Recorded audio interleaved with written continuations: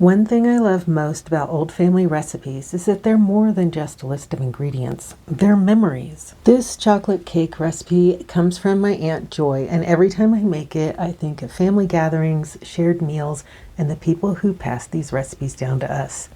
Today I'm sharing this recipe, a simple old-fashioned cake that's rich, moist, and absolutely worth keeping alive for another generation. I'm going to demonstrate the version that worked at high elevation, but I'll have both versions in the description. Starting off with 2 sticks or 1 cup of butter, and this is going in a saucepan.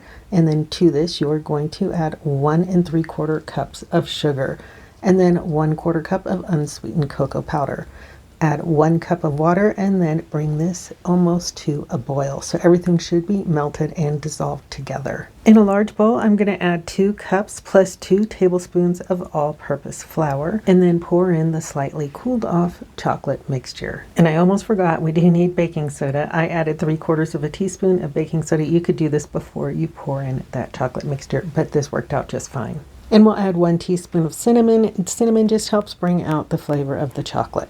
We'll also add a 1/2 cup of sour cream and 2 beaten eggs, as well as a teaspoon of vanilla. Then we just need to really stir this and combine everything really well. As you can see, it will be quite liquidy, but don't worry. I thought I'd show you how I prepare my cake pans. These are 9 inches each, and that is important. If you use 8 inch, you're gonna have probably a little too much batter. You could also use a 9 by 13 cake pan if you prefer to not have layers.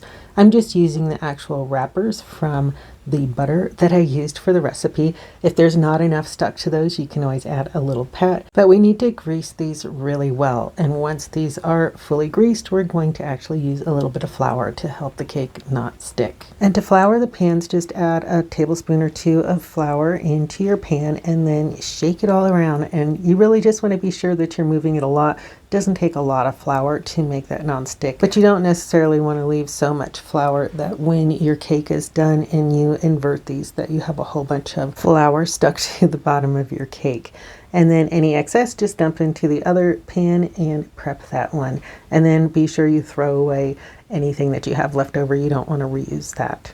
And then this batter should fill your cake pans about half full, no more than 2/3 full. They are going to rise, so just be aware of that. Because of my elevation, I had my oven preheated to 365 degrees, and I'm going to go ahead and put both of my cake pans in there and then set the timer for 22 minutes. Once your timer goes off, it's time to test these with a wooden toothpick. So pull out your cakes and you just want to insert that wooden toothpick into the center of each of these cakes and ensure that it comes out clean. That's truly the easiest way to know that these cakes are done. You'll want to pull these out and allow them to cool pretty much completely on a cooling rack. While they cool, it's a perfect time to make Aunt Joy's chocolate icing. We're going to start off with 1 stick of butter or 1/2 cup and 1/4 cup of cocoa powder. And we're going to allow this to come again almost to a boil. Once that's cooled slightly, add it to a mixing bowl along with a 1-pound box or bag of powdered sugar. I make my own. It's super easy in my blender. You'll add 1/4 cup of milk and a teaspoon of vanilla. And then you'll just stir to combine this completely. If it seems a little stiff, go ahead and add a tablespoon or 2 more of milk. Here's 1/2 of my cake. This icing is really easy to spread. It's going to actually help the 2 layers stick together. Since this is an old-fashioned recipe, I thought I'd also share how I get the cakes out of the pans. I loosen it with a butter knife, then use parchment paper and a plate and invert that onto my plate, kind of tap the bottom. You can kind of gauge to see how loose the cake is in there before you lift it all the way off. Just want to make sure that it fully releases. To place the top piece down, I used a second piece of parchment paper and just use that to flip the cake back over and rolled it out so that it could sit properly on the bottom layer. Now it's time to ice the rest of the cake. You can add as much or as little icing as you'd like.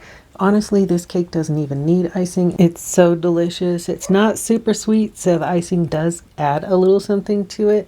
So try it both ways. One of the reasons I started sharing these family recipes is because I know how easy it is for these little pieces of history to disappear over time. A handwritten recipe may not seem like much, but behind every recipe is a story, a family, and someone who cared enough to pass it along. Today it was Aunt Joy's chocolate cake. Tomorrow it might be another recipe, another memory, or another lesson from a generation that had a lot to teach us.